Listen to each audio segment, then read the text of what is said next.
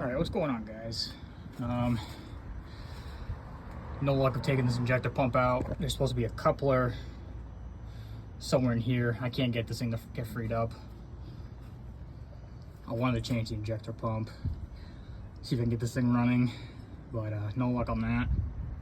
If anyone got any other information about this coupler that runs off, I think one of the timing gears, let me know. I was thinking about pulling this cover off. I don't know. I've gotten pretty lucky with buying some trucks with things that are already running. So that's the update on that.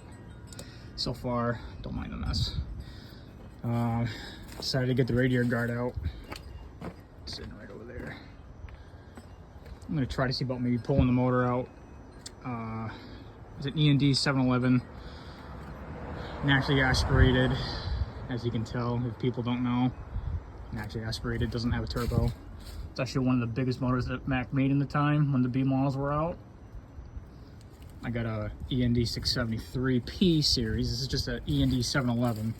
I know they made a E&D 711L, which I don't know what the difference is. Probably have to do with maybe the intake setup, because this has got a twin pipe setup. The 673P motor that I have is the same thing, with that same twin intake setup, as you can see there. So right now, I'm just fiddling around trying to figure out what else I can do here. I got some battery boxes that are completely gone in the original B model box, and someone added an R model box, but that's gone. The cab's gonna be switched out. I might just throw another cab on it and just get it enough where it can be roadworthy. I don't know yet. But this one's a 65. The other side's a 64. Don't mind the mess. But the floor's not really all that bad, but it's bad enough. But the panels could be used over for something else. But this cab's like trashed. If anyone know the company, I believe American Steel out in Grafton, this is where this truck came from, but I actually originally got this truck from Rehoboth, Massachusetts. As you can see, American Steel. I don't know if you can see that. Pretty cool how it's still on there. But I would love to know where this truck came from. If anyone's got any information, please let me know. But it's also got a duplex transmission, or sorry, 9-speed overdrive, I believe, if I'm right.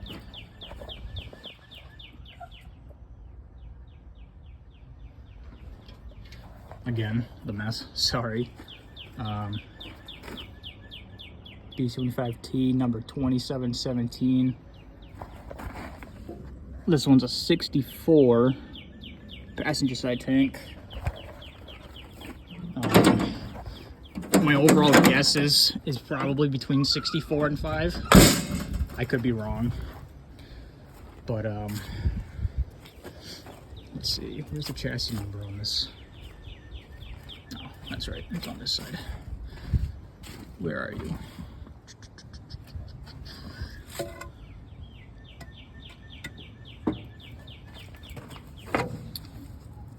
B75T 72717. So it's got to be probably an later 63, early 64, my guess. I forget how many of these they made. I know I got a book on my phone of how many were made between the time.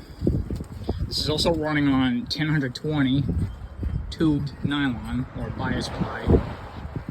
This one's an 1100, but the backs are 1000, I believe, with a FA 517 front axle, which I don't know what the rating is. I'm assuming probably maybe over 7,000, and I think the FA 505s were I think they were a 5,000 pound rating, if I'm not mistaken. The gearing is like a 543 or a 548 or either a 536 rear ratio. I'm thinking about changing it out if I could find a higher gear. At least if I can get 70 out of this, unless you guys know. I would love for this thing to maybe get 70, but I think wide open will probably get me like 60 or 65. I'm using my phone right now because I don't have a GoPro. 543. You can't see the 5 there, but it is a 543 rear end ratio. So for that, just these 4 bolts there, those 4 bolts there, and oh, sorry, those 4 bolts there, and these 4 bolts here. And these boxes will be out. Gotta get this garbage taken off. Get that taken off. Never seen this thing with 2 pipes on it, but I assume it had 2 pipes, although these are not correct. I'm probably gonna end up going over the chassis here like this, make a loop, because why not? I'm thinking about putting 1 single stack on this, and I'm not putting a muffler on it. This is the one that came with it.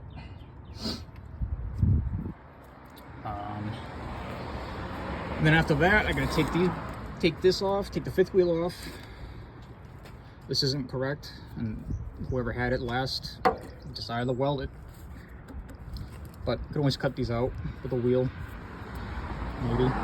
This plate's actually pretty nice, actually, but it's a Holland, I think. Yeah, it's a Holland 5th wheel. My dad said ASF were really nicer wheels, but for what I know, to my knowledge, I believe this truck was a yard dog at one time. Tell by the risers there for the 5th wheel. Get right under the trailers and just pick them up and move them. But yeah, did this all about another summer, previous summer when I got it.